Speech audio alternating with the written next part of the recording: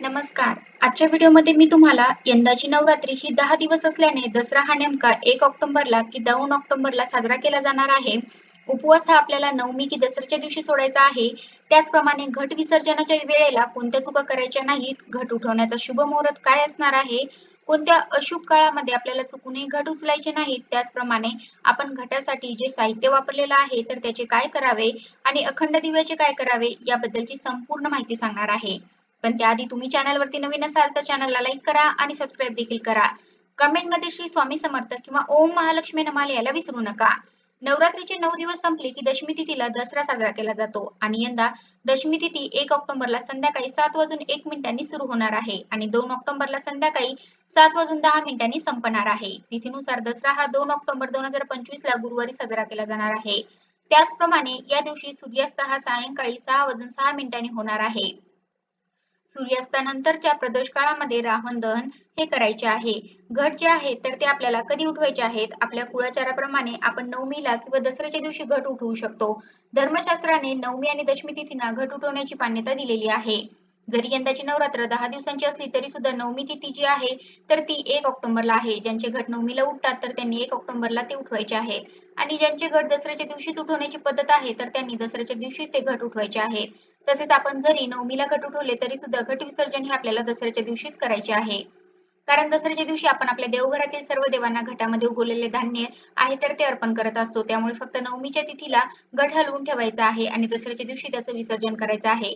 आणि ज्यांचे घट हे दसऱ्यालाच उठवले जातात तर त्यांनी घट सुद्धा दसऱ्याच्या दिवशीच उठवायचे आहेत. आणि त्याच दिवशी घटाचे विसर्जन सुद्धा करायचं आहे. उपवास जो आहे तर तो नक्की कधी सोडायचा आहे? नवमी की दसऱ्याला सोडायचा आहे. ज्यांचे 9 दिवस पूर्ण उपवास असतात तर त्यांनी नवमीच्या रात्री हा उपवास सोडला तरी चालतो. आणि जर पहिल्यापासून दसऱ्याला उपवास सोडले जात असतील तर आपल्याला सुद्धा दसऱ्याच्या दिवशीच उपवास सोडायचा आहे. आपल्याकडे जर नवमीला घट उठवत असतील तर नवमीला रात्री उपवास सोडावा आणि जर दसऱ्याला घट उठत असतील तर दसऱ्याच्या दिवशी घट उठवल्यानंतर हा उपवास सोडायचा आहे. आता नवमीच्या रात्री हा उपवास का सोडायचा?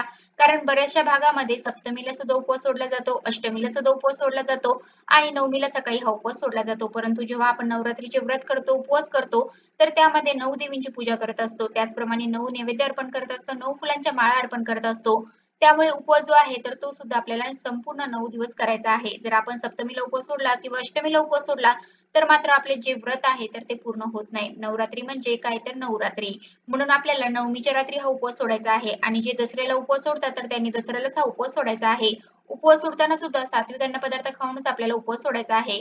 घट जो आहे तर तो नक्की घरातील कोणत्या व्यक्तीने उठवावा?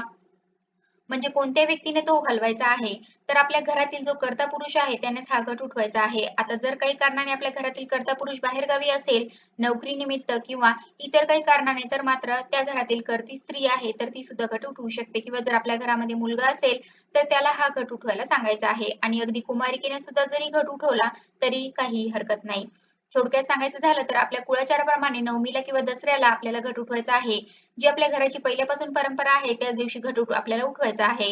घटाचे जेव्हा आपण विसर्जन करतो त्यावेळेला आपल्याला चुकूनही काळ्या रंगाचे वस्त्र परिधान करायचे नाही. त्याचप्रमाणे अखंड दिवा जो आपण घटाजवळ लावलेला असतो तर तो आपल्याला स्वतःहून विझवायचा नाही. तो जर तेवत असेल तर तसाच ठेवायचा आहे. जेव्हा तो आपोआप शांत होईल त्यानंतरच आपल्याला तो अखंड दिवा उचलायचा आहे. त्याचप्रमाणे घटाचे धान्य आहे तर ते आपल्याला इकडे-तिकडे अजिबात फेकायचे नाही. घटाचे आपल्याला योग्य पद्धतीने विसर्जन करायचं आहे. आपण आपल्या शेतामध्ये सुद्धा हा घट ठेवू शकतो किंवा एखाद्या निर्माल्यामध्ये सुद्धा या घटाचे विसर्जन करू शकतो. परंतु ते जे धान्य आहे तर ते जर आपण इकडे-तिकडे टाकलं तर मग ते तुडवले जाईल आणि एक प्रकारे आपल्याकडून दुर्गा देवीचा अपमान होईल. म्हणूनच आपल्याला घटाचे धान्य हे इकडे-तिकडे टाकायचे नाही. घटावर जो नारळ ठेवला जातो तर तो शक्यतो हा नारळ फोडू नये. परंतु काही भागांमध्ये हा नारळ फोडून तो प्रसाद स्वरूपामध्ये वाटला जातो.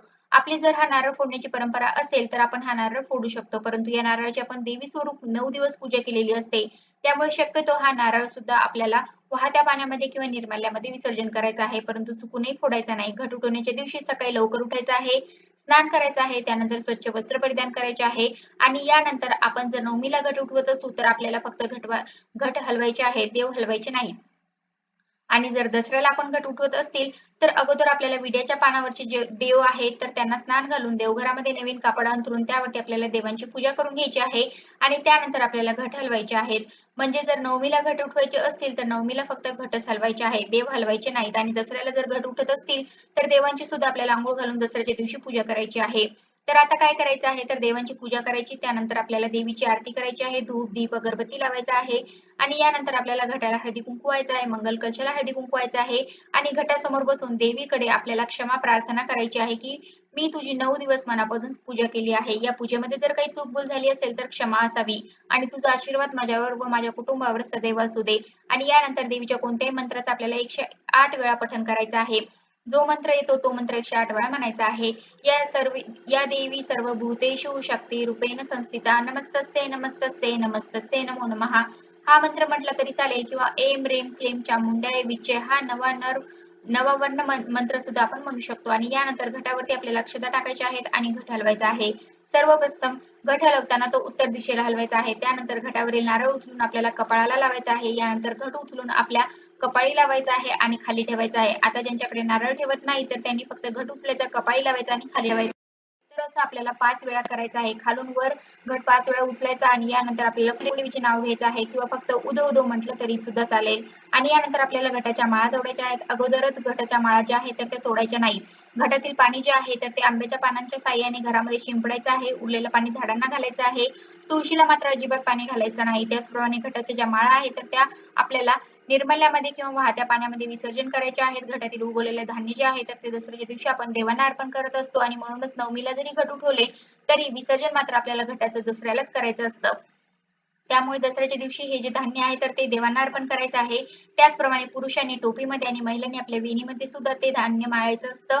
थोडंसं धान्य आपल्याला धार्मिक पुस्तक असतील तर त्यामध्ये सुद्धा ठेवू शकतो. त्याचप्रमाणे हे उगवलेलं धान्य असतं तर ते आपण लाल कापडामध्ये बांधून त्यासोबत आपण जी अगरबत्ती लावली आहे त्याचं चिमूटभर रक्ष आणि थोडेसे तांदूळ ठेवून त्यामुळे आपल्या तिजोरीमध्ये किंवा दुकान व्यवसाय या ठिकाणी सुद्धा आपण सुख समृद्धीसाठी ठेवत असतो. सुपारी आपण टाकतो तर ती आपण विसर्जित करू शकतो किंवा ती सुद्धा लाल कपड्यामध्ये बांधून तिजोरीत ठेवू शकतो. पर्समध्ये किंवा पॉकेटमध्ये ठेवायचं आहे किंवा ज्या ठिकाणी पैसे ठेवतो त्या ठिकाणी ठेवलं तरी चालेल. जे साहित्य वापरण्यायोग्य आहे ते आपण वापरू शकतो आणि जे साहित्य खराब होण्यासारखं आहे म्हणजे फळं असतील, फुले वगैरे तर त्याचं आपल्याला विसर्जन करायचं आहे. तसंच घट जर आपण पितळेचा बसवलेला असेल तर तो सुद्धा स्वच्छ करून ठेवायचा आहे आणि जर मातीचा घट बसवलेला असेल तर तो सुद्धा स्वच्छ करून ठेवायचा आहे. आणि पूजनाच्या दिवशी आपण या घटाचा लक्ष्मी पूजनामध्ये वापर सुद्धा करू शकतो. तांदूळ जे आहे तर ते आपण घरामध्ये त्या तांदळाचा प्रसाद बनवू शकतो किंवा आपण पक्ष्यांना खायला घालू शकतो. तर अशा प्रकारे घटासाठी वापरलेलं जे साहित्य आहे तर त्याचं सुद्धा आपल्याला योग्य प्रकारेच विसर्जन करायचं आहे. तर अशा प्रकारे आजच्या व्हिडिओमध्ये मी तुम्हाला यंदाची नवरात्री ही 10 दिवस असल्याने दसरा नेमका 1 ऑक्टोबरला की 2 ऑक्टोबरला साजरा केला जाणार आहे. उपवास हा आपल्याला नवमी की दसऱ्याच्या दिवशी सोडायचा आहे. त्याचप्रमाणे घट विसर्जनाच्या वेळेला कोणत्या चुका करायच्या नाही. घट उठवण्याचा शुभ मुहूर्त काय असणार आहे. कोणत्या अशुभ काळामध्ये आपल्याला चुकूनही घट उचलायचे नाही. त्याचप्रमाणे जे साहित्य वापरलेलं आहे तर त्याचे काय करावे आणि अखंड दिव्याचे काय करावे याबद्दल माहिती सांगण्याचा प्रयत्न केला आहे. कसा वाटला तुम्हाला माझा आजचा व्हिडिओ कमेंट करून नक्की सांगा. धन्यवाद.